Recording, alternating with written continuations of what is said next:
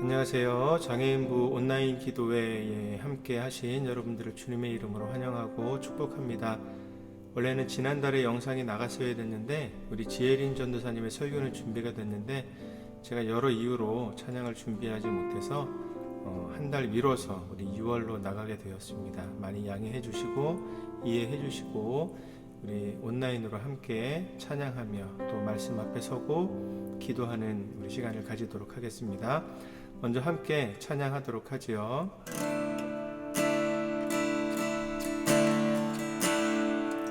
고단한 인생길, 고단한 인생길, 힘겨운 오늘도 예수 내 마음 아시네. 지나간 아픔도 마주할 세상도 예수 내 마음 아시네. 믿음의 눈 들어 주를 보리. 이 또한 지나가리라. 주어진 내 삶의 시간 속에 주의 뜻 알게 하소서. 하루를 살아도 기쁨으로 가리. 예수 늘 함께 하시네. 후회도 염려도 온전히 맡기리. 예수 늘 함께 하시네. 믿음의 눈 들어 주를 보리. 이 또한 지나가리라. 주어진 내 삶의 시간 속에 주의 뜻 알게 하소서. 믿음의 눈 들어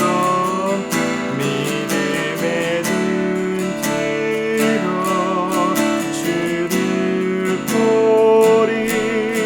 이 또한 지나가리라. 주어진 내 삶의 시간 속에 주의 뜻 알게 하소서. 우리 예수 고백합시다. 이 세상을 살아가는 동안에 나의 힘을 의지할 수 없으니 기도하고 낙심하지 말 것이 주께서 참 소망이 되시니라. 이 세상을 살아가는 동안에 나의 힘을 의지할 수 없으니 기도하고 낙심하지 말 것은 주께서 참 소망이 되시니라. 하나님의 품이 나의 비전이 되고 예수님의 성품이 나의 인격이 되고 성령님의 권능이 나의 능력이 되길 원하고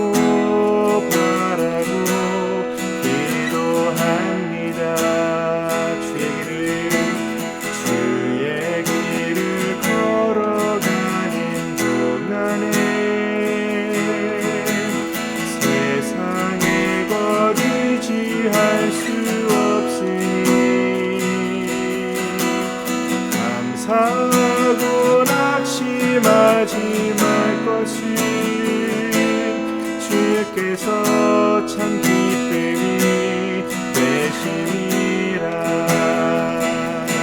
하나님의 꿈이 나의 비전이 되고 예수님의 성품이 나의 인격이 되고 성령님의 권능이 나의 능력이 되길 원하고 바라고 기도합니다. 하나님의 꿈이 나의 비전이 되고 예수님의 성품이 나의 인격이 되고 성령님의 권능이 나의 능력이 되길 원하고 바라고 기도합니다. 원하고 바라고 기도합니다. 오늘 우리가 읽을 말씀은 사도행전 10장 34절부터 43절까지입니다. 함께 읽겠습니다. 베드로가 입을 열어 말하되 내가 참으로 하나님은 사람의 외모를 보지 아니하시고 각 나라 중 하나님을 경외하며 의를 행하는 사람은 다 많으시는 줄 깨달았도다.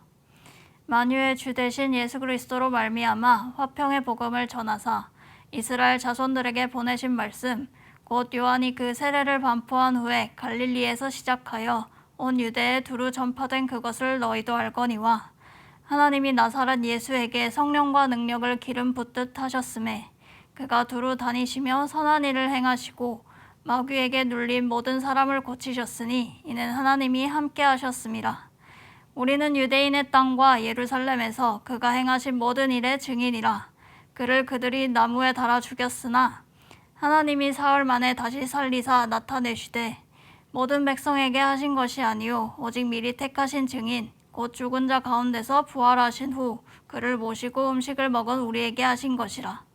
우리에게 명하사 백성에게 전도하되 하나님이 살아있는 자와 죽은 자의 재판장으로 정하신 자가 곧 이 사람인 것을 증언하게 하셨고 그에 대하여 모든 선지자도 증언하되 그를 믿는 사람들이 다 그의 이름을 힘입어 죄사함을 받는다 하였느니라. 아멘. 오늘 본문은 사도행전 10장의 단락 중 일부입니다.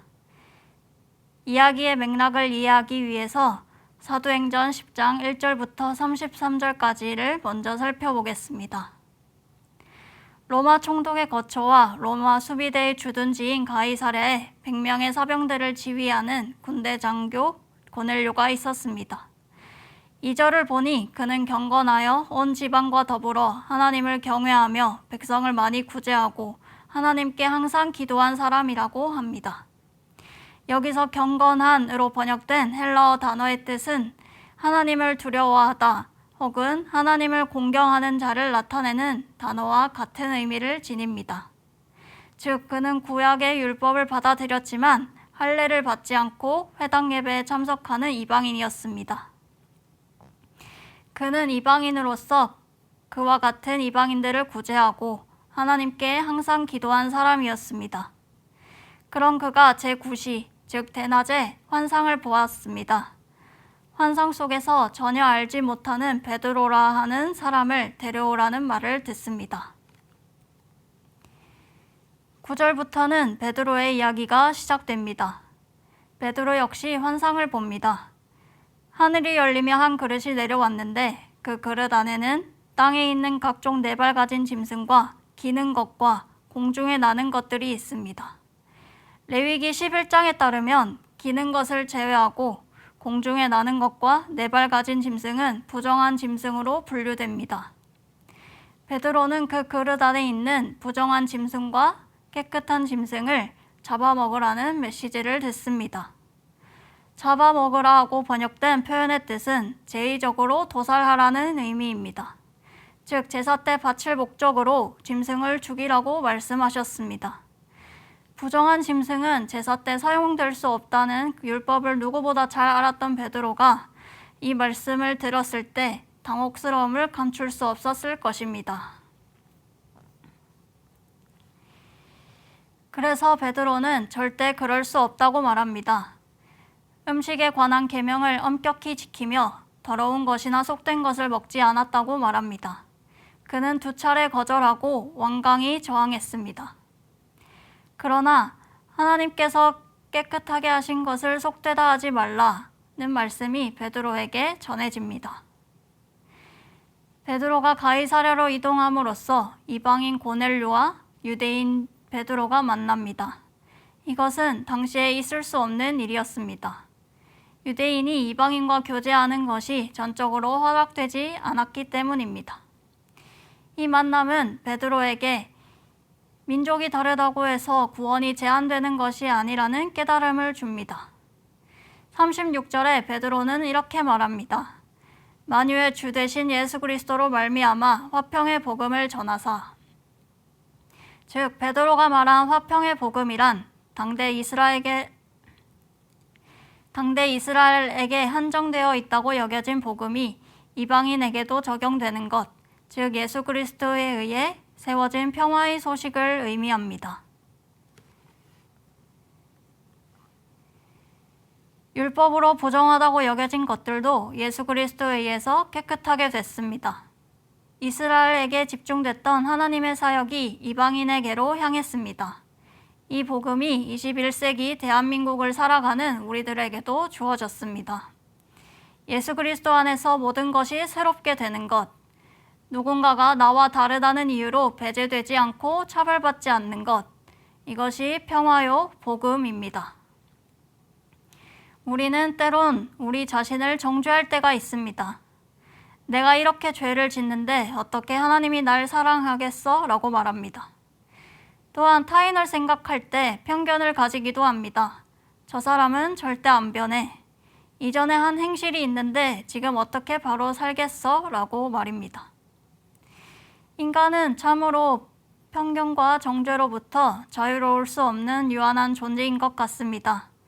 그러나 우리는 그리스도 안에서 자유로워질 수 있습니다.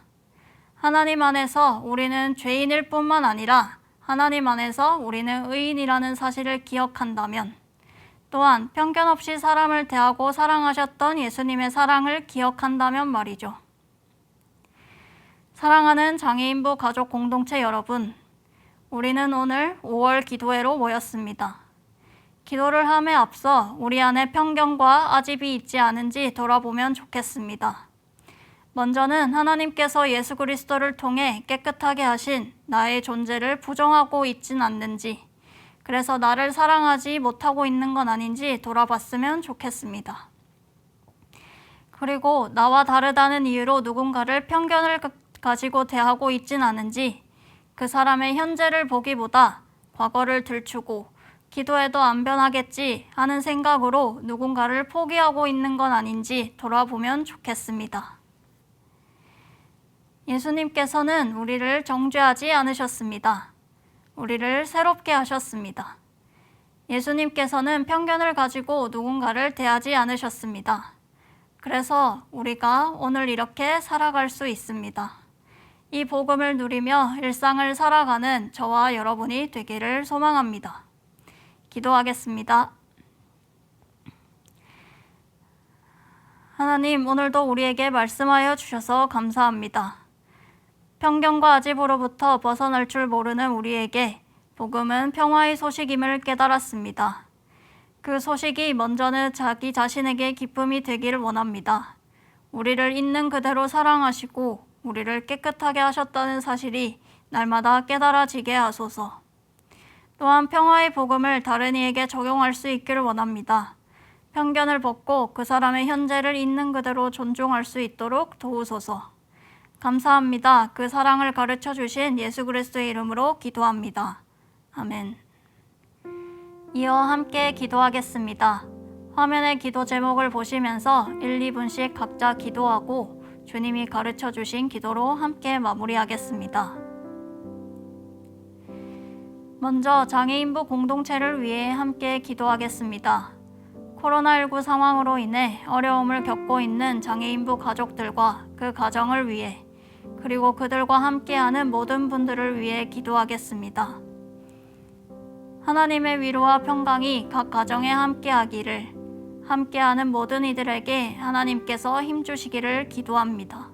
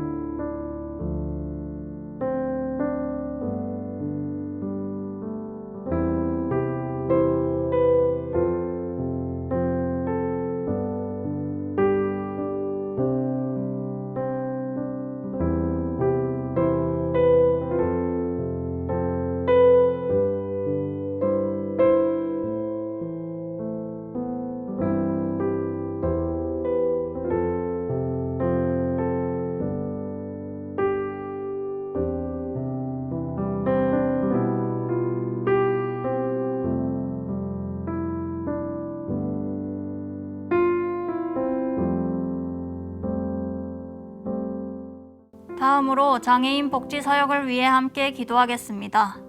장애인부 친구들이 자신이 좋아하는 일로 쓰임받을 수 있도록 그 길을 열어주시고 조합, 주간보호, 직업재활, 도봉장애인 복지관 등의 복지 사역이 하나님의 은혜로 잘 진행되기를 기도합니다.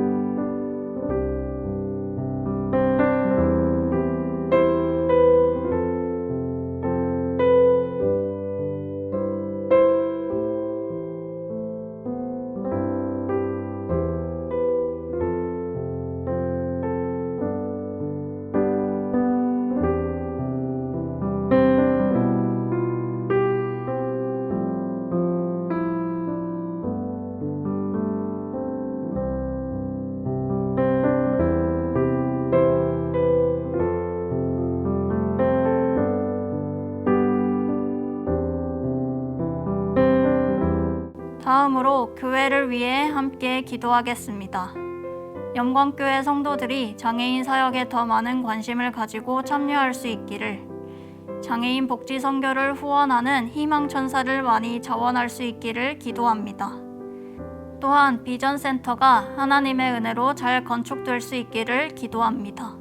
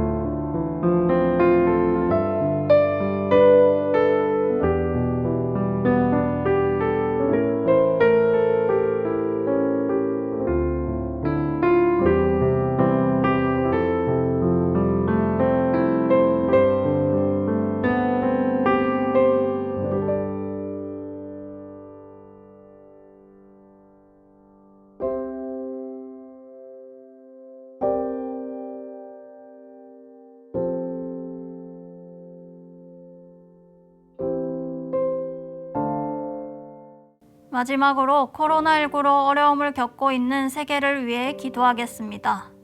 진행 중에 있는 백신 접종이 어려움 없이 지속되기를, 치료제 개발도 성공적으로 이루어지기를 기도합니다.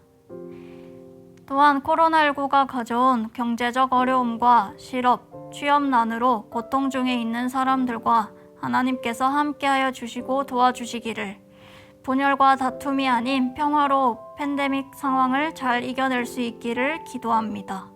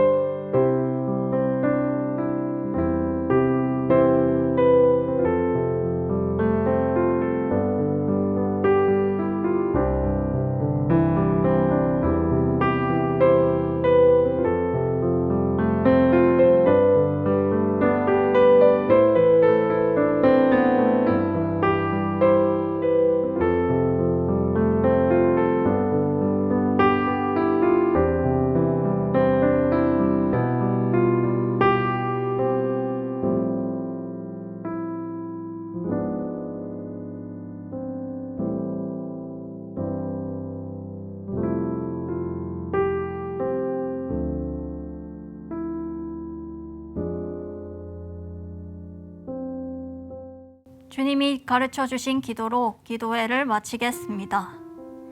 하늘에 계신 우리 아버지, 아버지의 이름을 거룩하게 하시며 아버지의 나라가 오게 하시며 아버지의 뜻이 하늘에서와 같이 땅에서도 이루어지게 하소서. 오늘 우리에게 일용할 양식을 주시고 우리가 우리에게 잘못한 사람을 용서하여 준 것 같이 우리 죄를 용서하여 주시고 우리를 시험에 빠지지 않게 하시고 악에서 구하소서. 나라와 권능과 영광이 영원히 아버지의 것입니다. 아멘.